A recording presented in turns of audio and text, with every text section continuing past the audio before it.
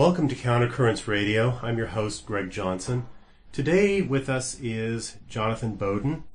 First of all, I need to ask you, is it Bowden or Bowden?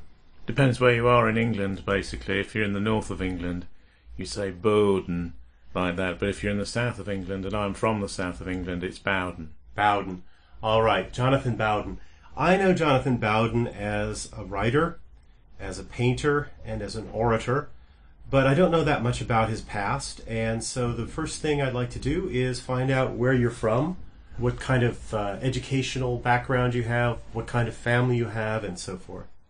Yes, I was born in Kent, in southeast England, in 1962, and we moved about a bit, moved to Sussex for a while, but I grew up in Oxfordshire and Berkshire, which are counties in southern England to the west of London. I went to a Catholic grammar school as a private school in British terms, and went to Cambridge later on, although I regard myself as essentially self-educated in the sense that it never stops. Right. What did you take your degree in? In English and history. So what did you focus on in your studies of English and history? English is very much some of the early modernist writers like Wyndham Lewis, and some of the late Victorian ideologues and pedagogues like Thomas Carlyle. This is my own schooling of the course, if you like, my own use of the thing for my own purposes. And in history, the English Civil War. Tell me, are you influenced by writers like Carlyle and William Morris, certain critics of industrial civilization in the 19th century? Yes, although part of me rather perversely likes industrialisation in an Ayn Rand sort of a way. I'm critical of the ugliness and sort of debauched modernity that it's led to, sort of barren and desiccated quality. But on the other hand, there's a part of me that admires thrusting modernism and its energy and achievement, and I'm torn between the utilitarian sort of dourness of what a lot of modernity's become and the freshness and the energy which transpired at its beginning. So I tend to take, in a Nietzschean way, from different concepts like Romanticism and modernism, things which I like. I tend to view things positively rather than negatively. I tend to be dialectical. So there are parts of modernism that I choose to admire and revere, and there's parts that have led on to things which I dislike or despise. So my view doesn't tend to be either or. It tends to be synthetic in a sense, or syncretic, whereby I take up all sorts of tendencies and use them in a firmament of becoming. That's my own notion anyway. I share that same kind of ambivalence. I am very much attracted to modernism in its more heroic and idealistic manifestations, but there is also a kind of leveling utilitarian modernity that's blighted cities and society. Cube-like blocks of endless sugar cubes of concrete festooning cities across the globe. Which modern architects do you like, or modern city planners? I like, well, it's rather after the spirit of Rand's Fountainhead in a way. I like Mies van der Rohe, and I like elements of Le Corbusier, but one thing that's always mistaken with him, and with the concept of brutalism in particular, is that the concrete has to be finished, it has to be painted. In England, there's been an enormous cult of brutalist concrete architecture lasting from the late 60s until the early 80s, throughout the 70s anyway. And the whole point of that unfinished concrete structure and superstructure was that it should be painted, it should be light, it should be ethereal, it should dance in the sun. There's not much sun in England, of course, that's one of the problems. But they just left it in an unpainted and dour state, and it's sort of NCP car park architecture. Do you like Frank Lloyd Wright? Yes, very much so, and particularly the private houses that he developed for millionaire clients. But there's two types of modernism, as Bill Hopkins, the art critic, once said to me a long time ago. The modernism for the rich, and modernism for the passes, who tend to be poor or poorer, and the modernism for the masses tends to be rat runs and tunnels and sort of architectonics which are similar to J.G. Ballard's novel High Rise, where you cram human beings in these enormous blocks in the air and allow them to fester and sort of engage in tumult with each other. And there's the modernism of the rich, where everything works and it's light and spacious and airy and ethereal. And these blocks that were put up in the 1920s and 1930s in areas like Kensington and Chelsea and West London still work and are still perfect today. One thing that struck me about From Bauhaus to Our House... Oh, Tom Wolfe. Yeah. One thing that struck me about Tom Wolfe's From Bauhaus to Our House is he begins by talking about how the rich in the past were really absolute dictators of taste, and that if they wanted a mansion, they would get it in whatever chateau style that they demanded. And then, with the beginning of modernism, suddenly architects were dictating to the wealthy the kind of buildings that they would live in, the kind of buildings that they would house their factories and offices in. And it struck me that what was going on there was a certain loss of self-confidence among the bourgeoisie that provided an entree for modernism to come in. Does that make sense to you? Yes, I think very much so. And also it's the concept of the auteur, isn't it, in film, applied in a different way. It's the romantic ideal of the individual genius artist imposing upon clients, particularly rich clients who are paying for the deed in the first instance, has always been a fantasy of the 19th and 20th centuries, if not before. And you had a lot of these modernists who dictated what the new taste was to people who had no idea and were quite scandalised by it, but didn't wish to appear as reactionary or as unknowing or as unsophisticated. So they partly privatised their own taste to these artists who moved in and dictated to them what it should be. It seems like an analogous thing happened with modernist painting. Most people, when they look at modern art, they think in the privacy of their own soul, I don't really like this, I don't find this beautiful. And in the past, I think people would have openly stated that they didn't find this beautiful, but again, there was a sense of a lack of self-confidence in traditions of judgment about what's beautiful, and therefore people became in some ways intimidated into accepting it. One person that I think is very interesting is Gertrude Stein. There was a big exhibit in San Francisco last year on the Gertrude Stein art collection and the collection of her family. And they were great patrons of Matisse and Picasso and other modernist artists. And I wandered through this exhibition and I thought, it just struck me that these people were highly susceptible to modern art because of a certain insecurity about their own status on identity. And I thought that might be a factor in the rise of modern art. Do you think that makes sense? Yes, it is partly an outsider's vision. It's partly a psychopathological vision, which is rerouted and made to suit insiders. It's also the fact that it's one of the first aesthetics since high Christian art where ugliness is part of the picture. In Christian art, of course, the ugliness is demonic and is the depictions of the devil and his realm, and is the depiction of the hellish in a Hieronymus Bosch sort of a way, or in a way of Bruegel or Grunewald. But in modernist art, of course, ugliness is integrated into it because modernist art is dialectical, so it deals with what is traditionally regarded as beautiful and what is traditionally regarded as ugly and plays games between the two of them. Modernist art is also concerned with concepts like fury and power instead of beauty, or power as beauty. And these aesthetics are not popular, they're elitist aesthetics, but they're elitist aesthetics of the modern world rather than of the early modern, the medieval, the feudal or the ancient. And yet they've always existed in art. The depictions of the Gorgon's head in ancient Greek sculpture is the realization of ugliness, the demonic and the ferocious, as a new type of transgressive beauty. So you are a painter, and a lot of your paintings are, well, all of them really are very modernist. I like some of them quite a lot. I actually bought several of them from you. Yet I am not necessarily a big fan of modern art.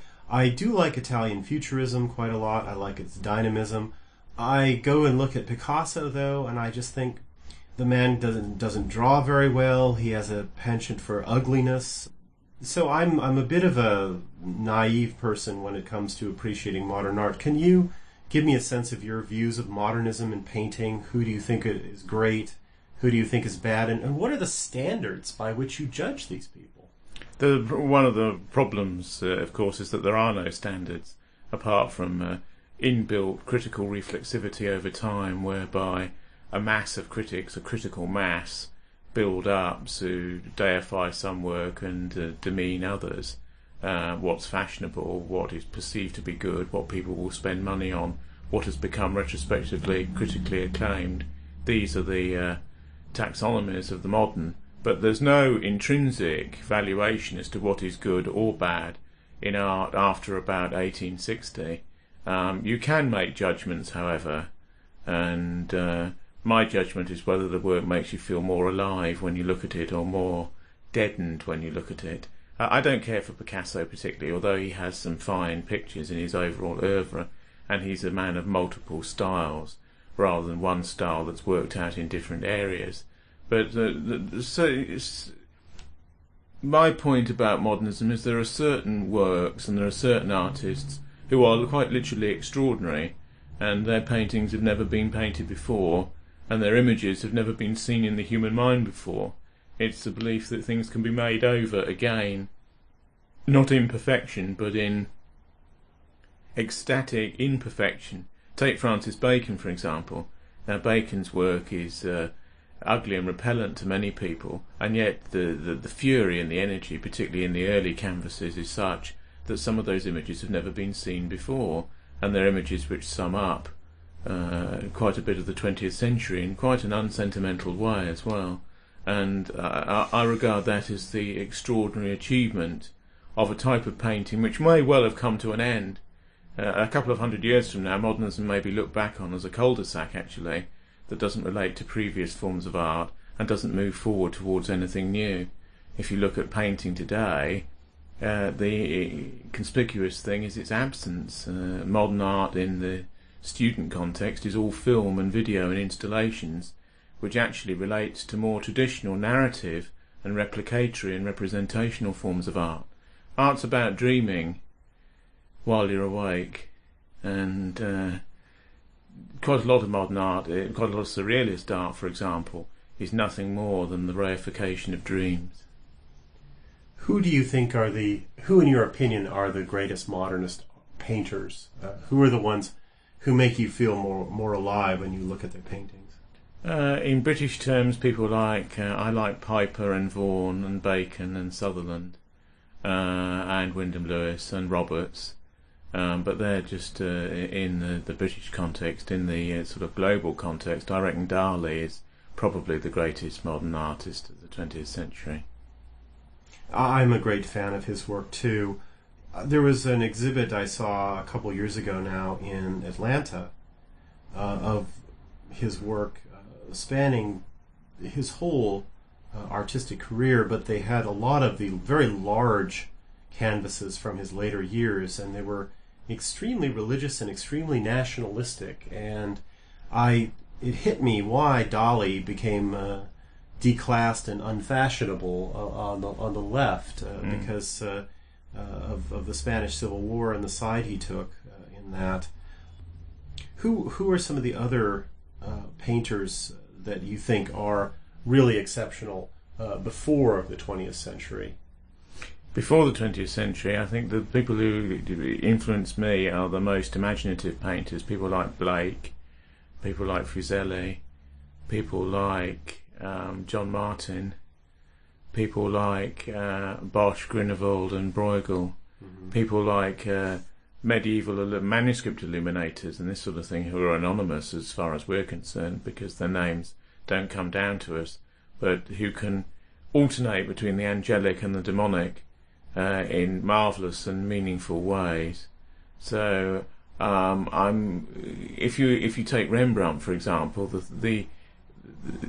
many of the paintings are indescribably beautiful in their way, and yet the emotional impact for me would be a work like the Ox Carcass, which would be dismissed as ugly or inhuman or transgressive in relation to many prior codifications of what people go to art for. I go to art for a more delineated and expectant form of life. I go to art to see energy, and to see energy realised in form. But my tastes tend to be a bit sort of strong, really, and I tend to like work which is rather visceral and over the top and imaginative and surreal. But let's put it this way: Botticelli is probably a greater artist than Bosch, qua artist, and yet Bosch is the most extraordinary artist in the Western tradition, emotionally speaking, from my own point of view. So would you say that you're more drawn to the sublime in art rather than to the beautiful? Yes, the sublime and the demonic. You're also a writer of fiction That's right. And of essays. How would you categorize your fiction for people out there who haven't read it yet and might be curious about it? They're sort of gothic fictions, really. They're intellectual horror novels and stories. Although I don't care that much for horror as a genre, but I do like the burlesque extremism of it and the better element of the Gothic tradition. I don't like the way modern horror has developed in a Stephen King sort of way, but I do like intellectual horror that goes back through Lovecraft to Poe and involves people like Ambrose Bierce and people like Algernon Blackwood in the English tradition. I also like the creepy ghost story tradition in English letters, which is still not exhausted, and you can do quite a bit with. But I'm interested in the concretisation of dreams and the use of narratives that embody fantasy. I think the point of fiction writers today is to put the reality into life, because people are living such fictional lives.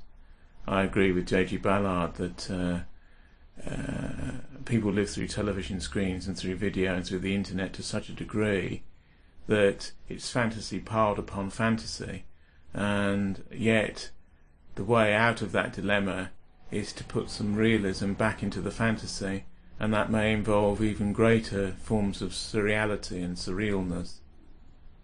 You've mentioned Ballard a couple of times. What do you like about his work, and also who are some of the other contemporary fiction writers whom you follow?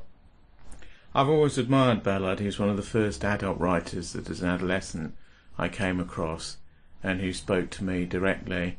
It's because he believes that the ferocity of the imagination is the most important artistic attribute, and he's not interested in psychologically realistic and representational work. If you take an early work like The Drowned World, it's incredibly lush and self-sustaining. It's baroque and overdone in all sorts of ways. It's a rococo and baroque performance, and I do like that painting in words element, which is very current in his fiction.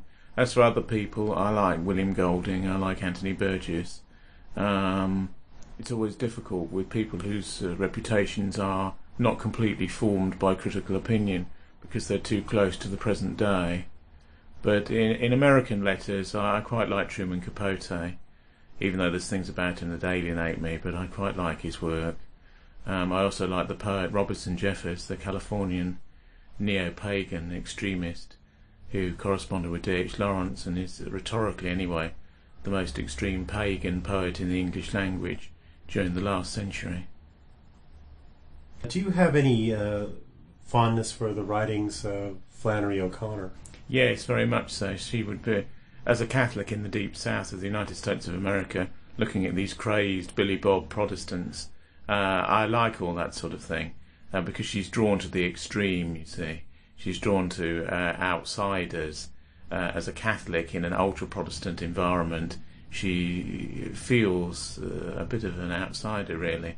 And yet she is fascinated by these people who wrestle with snakes in church and fire guns into the roof of the church, and can be swayed by these evangelical passions of maudlin excess and emotional debauchery.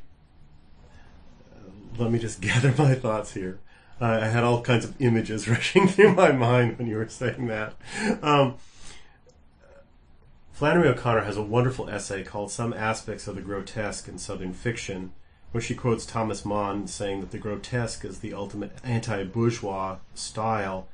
And by that, she takes him to mean that the grotesque is what resists the whole modern narrative of moral progress, right? That and also technological and scientific progress. The progressive mind believes that we're going to create a world where everybody's healthy with gleaming teeth, their minds are healthy, and evil is progressively mitigated.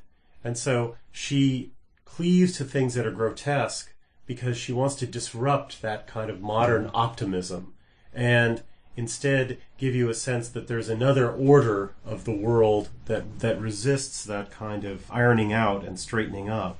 Well, there's bound to be a Protestant element in a Catholic who's so transfigured by Protestant culture, so she's bound to be a bit of a Jansenist and a bit of a pessimist, a sort of emotive pessimist. And yes, the grotesque is within the Romantic sensibility and the early modern sensibility a way of projecting anti-bourgeois sentiment and morally licentious extremism in prose, on film, and in pictorial art. Yes, I suppose I am a bit of an anti-bourgeois artist in a way. I'm not conservative when it comes to aesthetic matters, but then I regard myself as a revolutionary conservative in any respect. Another contemporary person whose aesthetic is, I think, very Flannery O'Connor-esque, and for the same metaphysical reasons and with the same kind of political agenda that's anti-progressive, is the filmmaker David Lynch. What do you think of Lynch? Yes, I'd like Lynch. It's sort of the cultivation of the sort of supernumerary beheading is part and parcel of his attitude towards life. I think that the intrusion of the surreal and the overheated into otherwise normative narratives is what makes them startling and what makes them forbidding. They're dreams, although dreams are often not that interesting in a strange sort of way. What's interesting is lucid dreaming, dreaming while you're awake and sentient. J.G. Ballard has a doctrine called the death of affect, and he has another doctrine called the normalisation of the psychopathic, and both are evident in Lynch's cinema, and similar types of grotesque postmodernist art in certain respects. The death of affect is the fact that we're surrounded by such an overkill of media that it's only by retreating into the private fantasies of the living mind that we can find an individual way out through all of these other myths that people would make us live within. And the psychopathological urge is the fact that people are bored. There's a comedian in Britain who has a slogan for the mass of the population, which is can live, work, consume, die. You are bored. This is the antidote. And there's a lot of art in contemporary circumstances is an attempt to get people to live more realistic fictions. So let's talk about film. Who are your favorite filmmakers, and what do you think of the aesthetic nature and the aesthetic potential of film? Film's aesthetic potential is limitless. I've made a few films of my own. I've made one film called Venus Flytrap, which is about a mad scientist who wants to take over the world with plants that feed on human flesh. It's a sort of Roger Corman-esque B-movie, but with Nietzschean and Odinic themes, and shot in a sort of postmodern way. I made another film about Punch and Judy called Grand Guignol, and Punch and Judy has always obsessed me because it's part of the British folk tradition, but it's also so unbelievably violent and demotic and anti-bourgeois in its unconstrained glee, sadism, pitilessness, and love of the burlesque. Filmmakers who influence me, I like Cyberberg's work a great deal. I like Tarkovsky's work a great deal. I like Powell's work a great deal. It will be Michael Powell rather than David Lean for me in terms of British cinema, just to look narrowly at one's own national tradition. I like a lot of film noir. I like Fritz Lang, particularly the films he made before he left Germany, which are quite truly extraordinary. I like the early Soviet cinema as well. I like Riefenstahl's films, even though she's a sort of almost a delinquent romantic in a way. The romanticism is so obsessional and so conscious and so yearning. It's almost amusing in a way. I know that sounds a bit blasphemous in relation to a film like Triumph of the Will, but there is a sort of undercurrent of yearning expectancy that is explosively anti-bourgeois in its fullness and extent. And although I've got a certain sympathy for the bourgeoisie as a class, and I'm not anti-bourgeois politically, culturally and aesthetically, I'm always drawn to the extreme, and to that which is partly outside the circle of what is accepted. But I wouldn't consider my own tastes to be countercultural in the leftist sense. I consider them to be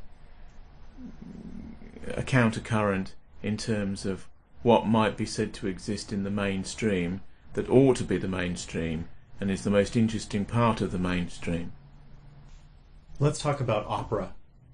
One of my favorite Riefenstahl films is Tiefland, which is actually a film of an old romantic, based on a romantic opera. Do you like opera, and if so, what sort of opera, what composers, and what do you think is aesthetically powerful about opera? Why does it work? It works because it's so unconstrained, and there is no constraint placed upon the remit of its emotional extremism and sort of lustful range. In terms of contemporary opera, I like Harrison Birtwistle quite a lot. He wrote an opera called Punch and Judy, which is very violent and episodic and picaresque. Wagner, I suppose, above all. And in the 20th century, people like Berg. I like Wozzeck and Lulu, again for their extremity and their coming to terms with the nature of man in a way which is stylistically accomplished but very near the edge of what can be expressed. Yet for all of your interest in modernism, in art and painting and sculpture and architecture, you're also something of a traditionalist and a conservative. You're one of the leading people in the New Right scene in Great Britain. How do you reconcile these things? Most people would think that that's simply contradictory and makes no sense. Yes, it's a sort of it's an odd one. It's I think the only way that things can be reconciled is to say that I'm an elitist and an inegalitarian, and the moral left in art, if there is such a thing, tends to egalitarianism and equality in its judgments. So if I favour the modern world or parts of the modern world, I want the modern world to be as unequal as possible and to be elitist in spirit.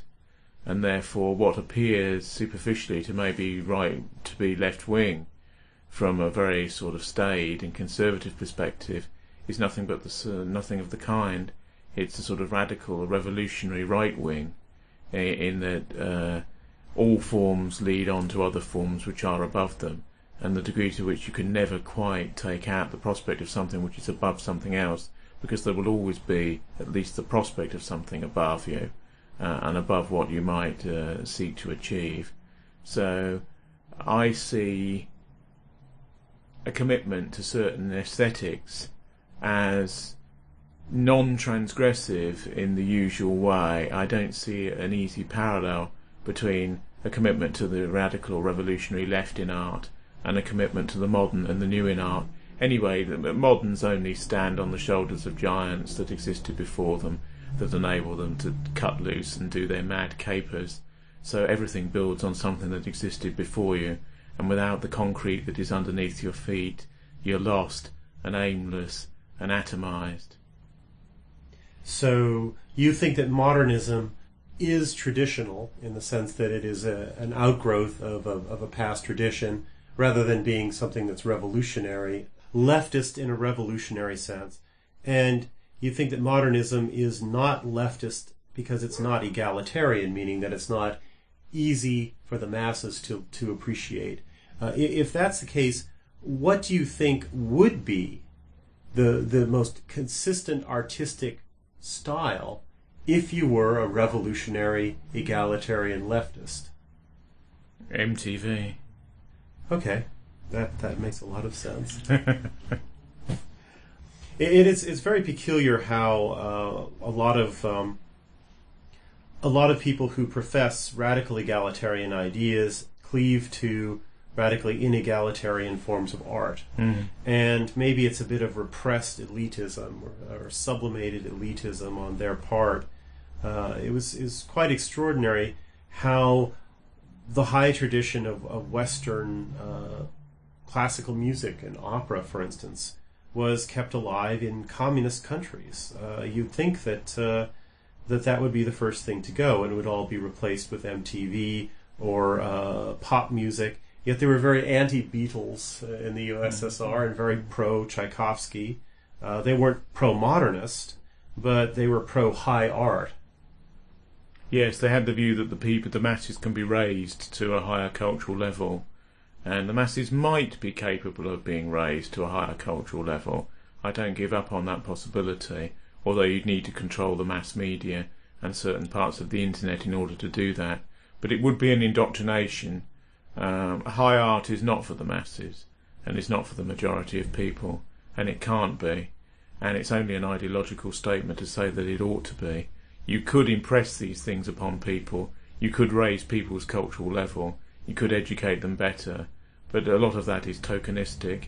In the end, the cultural industry, as Adorno once described it, which we have all around us, and which follows us from sort of cradle to grave, and is available 24 hours a day, 7 days a week, 360 odd days a year, this sort of cultural industry is what the masses partly want.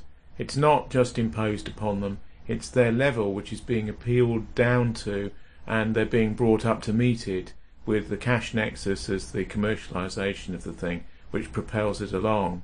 But the idea that the masses are degraded by this material is only partly true. It's a degradation that they wish to enter into with fecund glee and foreknowledge. And so I'm very much a conceptual elitist of a rather stark sort. I very much like a lot of socialist realist art. I like a lot of socialist realist painting. I like a number of the composers who composed in the USSR. And in some ways, I think Stalin had fairly good taste in art. I think that Shostakovich, for instance, was going off in the wrong direction before Stalin scared him into writing his greatest symphony, which is the Fifth Symphony. But they're all about Stalin, those works, aren't they? Yes. Do you think that there's value in socialist, specifically Soviet art? Yes, unfortunately in a way, because it doesn't always fit my thesis in other respects. But you can be steeped in the classical and you can be steeped in the modern. The problem of viewing everything undialectically is to think that you have to make a choice. You have to go with that which is perceived as classical or that which is perceived as modern. There's no art that's more hated than neoclassicism amongst the present sort of parvenus of the modern. And yet in actual fact, Brecker and Kolbe are not outside the remit of the modern at all, even in their use of planes and their use of the dynamic tension in the body. You see correlatives with elements in modern art, but that's not really the important point. The important point is you can do excellent work in all sorts of areas. It's the energy that you bring to things and the degree to which you can impress a vision of life and death upon the spirit of the material before you. The eugenic element in Soviet art is probably what makes it interesting, because they were attempting to raise mass taste, which means you have to go down to meet mass taste in order to be capable of raising it up. Where they made a mistake, in my view, is preventing people from individual self-expression and contributing to art in a modern way by the sort of ludicrous specificity whereby the regime imposed its aesthetic tastes on the entire intellectual avant-garde. But that never worked. You see, as soon as the Soviet Union collapsed, they all reverted to doing what they wished to do anyway. So my view is you take the best work from all sorts of areas and you corral it together, because even work's never acceptable and never respectable all the way round. Aesthetically, if you could depoliticize it, Nazi sculpture, for example, is post-Rodin extraordinarily close to what mass sensibility and the concept of the beautiful is, and yet there's nothing more shocking, nothing more appalling to the contemporary liberal mind than that sort of work. I don't know of any great Soviet painters or sculptors, but I do know of a number of great Soviet composers. I think that Shostakovich was a great composer. I think that Prokofiev did some great work in the USSR. I like a lot of Khachaturian's compositions. What do you think of them as composers, and why do you think that there was greater music composed in the USSR than there was, say, visual art or sculpture or architecture? Because you could express yourself in a way which the regime couldn't tease into censorship, because music works on another level. It was harder to censor, as long as you didn't make ultra-modernist quotations, and as long as you didn't veer into what they regarded as sheer formalism. You could get away with quite a lot of an emotional range. So Shostakovich could do sort of anthems to the Soviet police, and yet they could be fine works. Those are just titles, portmanteau titles, that could be taken off the work retrospectively, and largely, in terms of Shostakovich's Western reputation, have been. I think that the reason that Soviet music reached such heights is partly the restrictions that were placed upon it. So although I don't really agree with putting restrictions on artists, if you want great work, you often have to put certain restrictions on. It's like the Hollywood Code for films, because they enforced bourgeois standards of taste and decency, and because they enforced a degree of compulsive sexlessness, they made filmmakers extraordinarily imaginative in the recrudescence of the erotic. And when you allow people to be very blatant and to be very crude, which is partly what has happened, you lower the tone and you lower the standards all the way around. Isn't classicism, in the broadest sense, simply the creation of those kinds of constrictions and rules that allow the imagination to express itself by giving it a channel through which it has to focus itself? It actually can stimulate creativity rather than constrict it. Yes, although sometimes classicism can sort of devour itself, like the sort of Promethean eagle devouring the vitals. There is a degree to which, if you at times, classicism can become tired, and it needs to be renewed. The modern movement was an attempt to renew. It's a cleaning of the blades prior to the cultivation of new work. Who are your favourite poets? I like T.S. Eliot, although emotionally I don't warm to him. I like D.H. Lawrence, although he's probably a greater prose writer than he is a poet. I do rather adore Robinson Jeffers, although he's an acquired taste, I admit that. I like Emily Dickinson, actually, in various ways. She amuses me.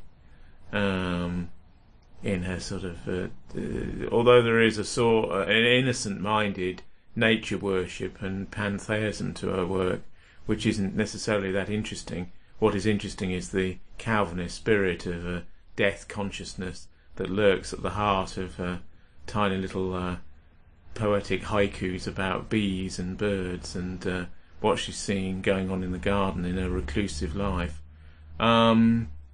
Who else? I like... Do you like Blake as a poet as well as a painter? I prefer him as a painter, really. Blake's probably England's greatest artist, actually, in terms of sheer imaginative power. And he created his own religion, he created his own world. Blake's art is very close to madness, in the sense that it's the desire for solipsism and the creation of a totally alternative space, within which art can be itself. I think you've got to be a little less pure than that, otherwise you are shading over into insanity. But art and insanity are very close, and the entire modern movement is partly based, subspecies hate and artists, on the art of the insane. Countercurrents Radio is the voice of Countercurrents Publishing and the North American New Right. Visit us at www.countercurrents.com. That's counter-currents.com.